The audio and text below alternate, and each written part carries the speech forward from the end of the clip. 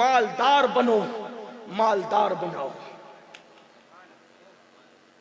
اب آپ کہیں گے کہ آپ بھی دنیا داری پر آگے نہ، کیونکہ اللہ کے رسول علیہ السلام کی حدیث پاک کا مفہوم ہے کہ غربت انسان کو کبھی کبھی کفر تک لے جاتی ہے۔ غربت سے نکلو۔ امام سفیان ثوری رضی اللہ تعالیٰ فرماتے ہیں تجوریوں سے پیسے نکال کر مارکیٹ میں لگاؤ اور مالدار بنو، چونکہ غربت کفر کے دروازے تک لے جاتی ہے۔ غربت کی چکی سے نکلو، پلان کرو مالدار کیسے بنے۔ مگر ہاں، مالدار بننے کے لیے یہ نہیں کہ آپ جوئے سے مالدار بننے لگے، سود سے مالدار بننے لگے۔ مالدار بننے کا مطلب یہ نہیں کہ آپ کسی کا گلا دبا کے مالدار بنے۔ مالدار بننے کا مطلب یہ نہیں کہ معاذ اللہ ثم معاذ اللہ آپ کسی کا ہڑپ کر کے مالدار بنے۔ نہیں، حلال میں برکت ہے، حرام میں برکت نہیں ہے۔ حلال سے مالدار بنو، محنت کرو، کوشش کرو، کاوش کرو، تجارت کرو۔ میں تو لوگوں سے کہتا ہوں کہ جتنا وقت میری قوم کے جوان موبائل میں دیتے ہیں، کاش کہ اتنا ہی وقت وہ تجارت میں دے تو کہاں سے کہاں پہنچے۔ یہ جو موبائل کا کھلونا ہمارے ہاتھ میں لوگوں نے دیا ہے نا، کوئی محبت نہیں ہے۔ انٹرنیٹ کی جو سہولت ہے، وائی فائی کی جو سہولتیں ہیں، محبت نہیں۔ اگر وہ ہم سے پیار کرتے تو ہمیں روٹی کپڑا مکان دیتے۔ انہیں ہم سے پیار نہیں، سازش ہے۔ ورنہ جتنا انٹرنیٹ کی سہولیات اور گیمز وہ ہمیں دے رہے ہیں، کیا اسرائیل میں بھی اس کی چھوٹ ہے؟ کیا نام نہاد ترقی یافتہ موبائل میں بھی، ممالک میں بھی اس کی وہی چھوٹ ہے، وہی انداز ہے جو ہمیں کر رہے ہیں؟ وہ جانتے ہیں کہ مسلمانوں کے پاس وہ ٹیلنٹ ہے کہ اگر یہ تجارت کریں گے تو ان کا کوئی مقابلہ نہیں کر سکے گا، یہ سیاست کریں گے تو کوئی ان کا مقابلہ نہیں کر سکے گا، یہ پڑھیں گے تو کوئی ان کا مقابلہ نہیں کر سکے گا۔ میرے بھائیوں، انٹرنیٹ کے جنگل سے نکلو۔ میرے بھائیوں، لڑکیوں کی دوستی سے نکلو، ناجائز اور حرام تعلقات سے نکلو، کیرم کی دنیا سے نکلو، جوئے کی دنیا سے نکلو، حرام کی دنیا سے نکلو، اور اپنے لیے ایک ہدف طے کرو کہ آپ کو مالدار بننا ہے، لیکن کیسے؟ حلال کما کر۔ چھوٹی سی روزی بھی کمانے میں شرم محسوس مت کرنا، چھوٹی سی تجارت کرنے میں بھی شرم محسوس مت کرنا، کیونکہ اللہ کے رسول علیہ السلام نے فرمایا کہ جو حلال روزی کے لیے ذلت کی جگہ کھڑے رہتا ہے، اللہ اس کو گمان سے بڑھ کر عزت عطا فرماتا ہے۔ یاد رکھنا، چوری کرنے میں شرم ہے، تجارت کرنے میں نہیں، پاکٹ مارنے میں شرم ہونی چاہیے، حلال کمائی میں نہیں۔ آپ سے پوچھنا چاہتا ہوں، جب اللہ کے رسول سید العالمین قائد المرسلین محمد رسول اللہ صلی اللہ علیہ وآلہ وسلم سیدہ خدیجہ کا مال لے کر کے جاتے ہیں اور ملک شام کے مارکٹ میں حضور کھڑے رہتے ہیں، جب اللہ کے حبیب مارکٹ میں کھڑے رہ سکتے ہیں تو ہم کیوں مارکٹ میں کھڑے نہیں رہ سکتے؟ مگر یاد رکھیں، آج میری قوم کے جوان سوچتے ہیں پہلے ہی دن سے بڑا کاروبار ملنا چاہیے۔ نہیں، آدمی چھوٹے سے ترقی کرتا ہے اور پھر حرام کے ذریعے مالدار نہ بنو۔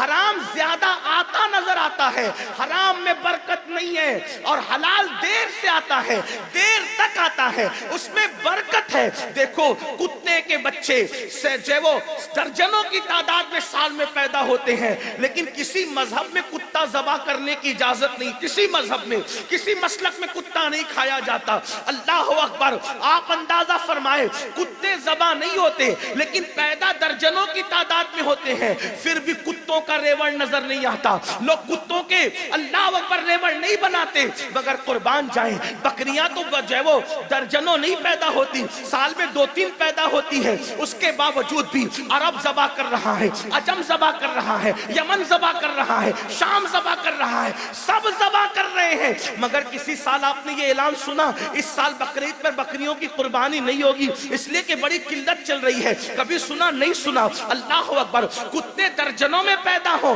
پھر بھی ریوڑ نہیں بنتے، بکریاں اللہ اللہ درجنوں میں نہیں بلکہ چند پیدا ہوتی ہے، پھر بھی ریوڑ ہے، جنگل کے جنگل بھرے ہیں، قربانیاں بھی ہو رہی ہے۔ وجہ کیا ہے؟ قدرت کی طرف سے اشارہ مل رہا ہے، حرام میں برکت نہیں ہے اور حلال میں اللہ نے برکت رکھی ہے۔ اور دوسری چیز، جوے سے، شراب سے، ان ساری کمائی سے اللہ ناراض ہے۔ اللہ جس سے ناراض ہوتا ہے اس میں برکت نہیں رکھتا، اللہ جس سے راضی ہوتا ہے اس میں برکت رکھتا ہے۔ کیسے برکت رکھتا ہے؟ یزید کے بارے میں لوگوں نے کہا 8 بیٹے چھوڑ کے مرا، 12 بیٹے چھوڑ کے مرا، بعض نے کہا 14 بیٹے چھوڑ کے مرا، لیکن اللہ یزید سے ناراض ہے، 14 چھوڑ مرا پھر بھی یزید کی نسل نظر نہیں آتی.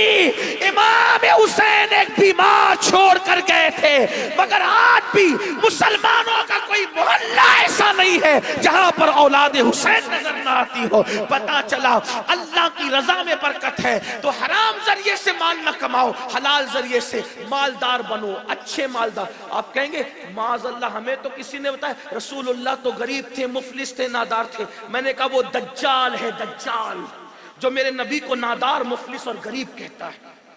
حضور کوئی غریب نہیں تھے. میں کیسے ان کو غریب کہوں؟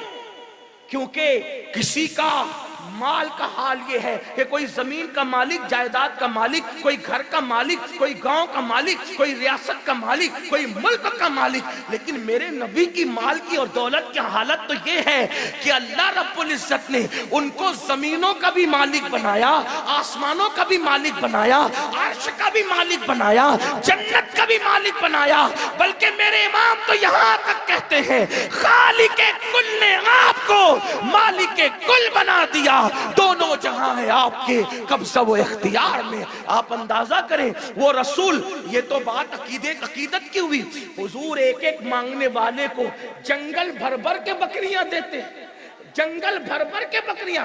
آج آپ کا کروڑ پتی آدمی بھی کسی کو جنگل بھر کے بکری بھیک میں دیتا ہے. مانگنے والے آتے درہم و دینار اتنے دیتے ہیں کہ مانگنے والا کہتا ہے یا رسول اللہ مجھ سے اٹھایا نہیں جاتا. تو اللہ کے رسول فرماتے کوئی بات نہیں، اگر تجھ سے اٹھایا نہیں جاتا تو اٹھانے کے لیے میں تجھے غلام بھی عطا کرتا ہوں. تو لوگ اعلان کرتے ہوئے جاتے ہیں لوگوں اگر مسلمان ہو جاؤ گے تو محمد عربی تمہیں مالا مال فرما دیں گے، اگر مالا مال ہونا ہے تو مسلمان ہو جاؤ. آپ سے پوچھنا چاہتا ہوں اور علماء سے پوچھیں، اللہ کے رسول علیہ السلام کی آمدنی لاکھوں میں تھی، ظاہری درہم و دینار کی آمدنی لاکھوں میں تھی.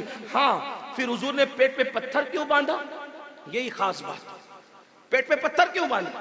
اس لیے باندھا کہ وہ غریبوں کے بھی نبی تھے اور وہ مالداروں کے بھی نبی تھے. پیٹ پہ اس لیے پتھر باندھا تاکہ ہم جیسے غریبوں کی غربت پر اپنی سنت کا پردہ ڈال دیں. اگر ہمیں کوئی فاقے میں دیکھے تو کوئی یہ نہ کہے کہ دیکھو اس کی اوقات یہ کہ بھوکا مر رہا ہے، بلکہ فاقے میں دیکھ کر لوگ کہیں کہ 1400 سال کے بعد آج بھی اپنے نبی کی سنت پہ عمل کر رہا ہے. اور بکری کا گوشت اس لیے کھایا تاکہ بکری کا گوشت کھانے والوں کو کوئی مغرور فرعون اور نمرود سے تشبیہ نہ دے. بکری کا گوشت اس لیے کھایا تاکہ اعلیٰ کھانا کھانا بھی مالداروں کے لیے سنت ہو جائے، کوئی ان کو بھی تانا نہ دے. پیون کا اس لیے پہنا تاکہ غریبوں کے لیے سنت ہو جائے. اور ایک ایک جبہ کبھی یمن کا پہن رہے ہیں، کبھی شام کا پہن رہے ہیں، بلکہ یہاں تک سیرت نگاروں نے لکھا 27 اونٹ دے کر میرے نبی نے ایک ایک جبہ بھی خریدا. 27 اونٹ دے کر. اگر ایک اونٹ کی قیمت 40-50 ہزار بھی پکڑ لیں تو 5 لاکھ سے اوپر جاتی ہے نا قیمت، آپ بلکہ اور بھی زیادہ جاتی ہے. اندازہ فرمائے مسلمانوں، غور کرو. اور اگر 20 ہزار کا ہی پکڑ لیں تو بھی بڑی قیمت ہوتی ہے. تو حضور علیہ السلام نے 27 اونٹ دے کر بھی لباس پہنا. پھر دیکھیں امام اعظم تاجر ہے، غوث اعظم تاجر ہے.